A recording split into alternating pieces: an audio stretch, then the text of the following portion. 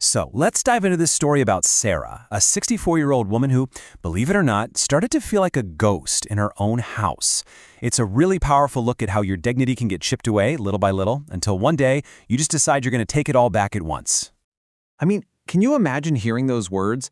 Not from some stranger, but from your own daughter-in-law, Emily, in the very house you built with your husband. You know, that single sentence, that's the spark that just ignites this quiet war for respect. And that's exactly where our story kicks off. Okay, so to really feel the punch of that demand, you gotta understand Sarah's home. This wasn't just some building with four walls. This was her life, the life she and her late husband David built together over 40 years. Every single corner, every rose bush in that garden, it all held a memory. It was her sanctuary, you know? Her whole history. And look, this whole thing didn't just happen overnight. Not at all. It was a slow burn. It all started 3 years ago, when her son Michael and his wife Emily moved in. The idea was to support her after she lost her husband. But what started as this loving family thing, it just slowly went sour. And then bam! Last week, the breaking point. It was this slow, deliberate takeover of her place in her own home. And the disrespect, it wasn't just about the big things. The first real crack in the foundation was when Emily just tossed out David's handwritten recipes. Called them old junk. Can you believe that? After that, it was just one thing after another. Sarah's friends would come over and feel totally unwelcome. Emily would criticize her perfume, her soap operas, even told her to just get over her husband's death. Every little comment was like a tiny cut, you know? All designed to make her feel like she didn't matter. So everyone has a breaking point, right?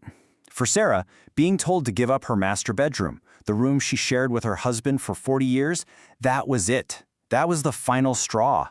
This wasn't just some inconvenience. This was someone trying to erase her entire life, her love, right in front of her eyes. And this, right here, this is why she had to fight back. This room was where they built their life. It's where he passed away in her arms. It was the very last physical space that was truly theirs.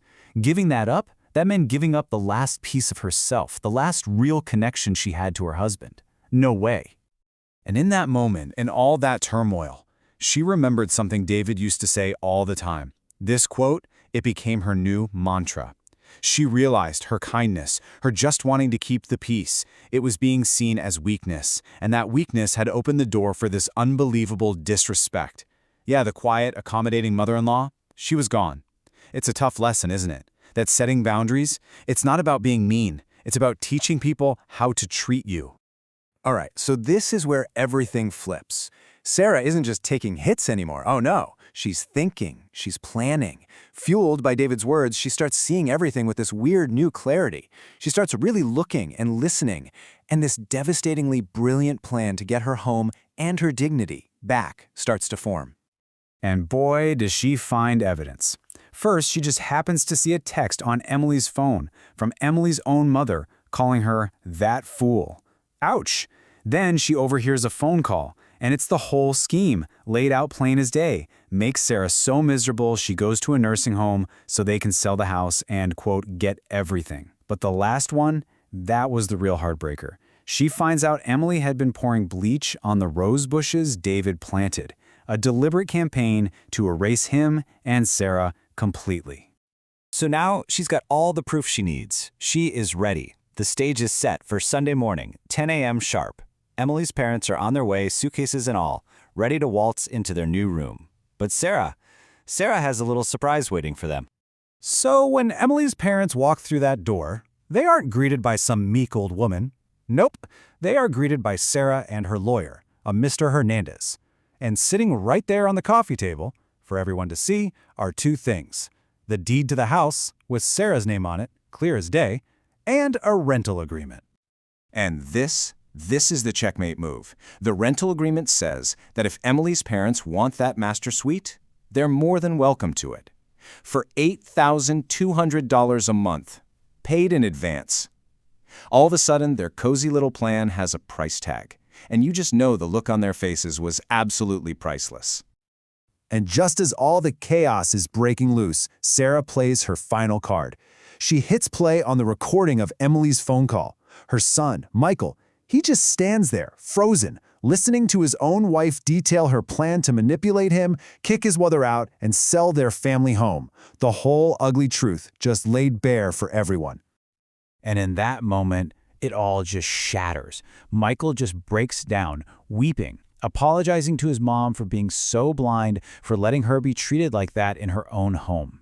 He finally sees who he married and how badly he failed to protect the woman who raised him.